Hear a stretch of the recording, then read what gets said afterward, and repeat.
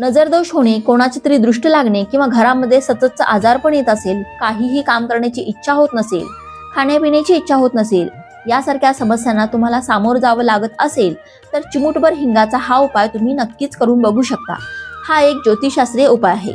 हिंगाच्या चमत्कारिक उपायाचे फायदे अनेकांना झालेत। तुम्हीही या चिमूटभर हिंगाच्या उपायाचे चमत्कार अनुभवू शकता। काय करायचं आहे तर एका भांड्यात हिंगाचे पाणी तयार करून आपल्या घराभोवती शिंपडावे। त्याचबरोबर घराच्या मुख्य प्रवेशद्वारावरही हिंगाचे पाणी शिंपडावे, जेणेकरून घरामध्ये कोणत्याही प्रकारची नकारात्मक ऊर्जा प्रवेश करत नाही। हा उपाय मंगळवारी आणि शनिवारी करावा।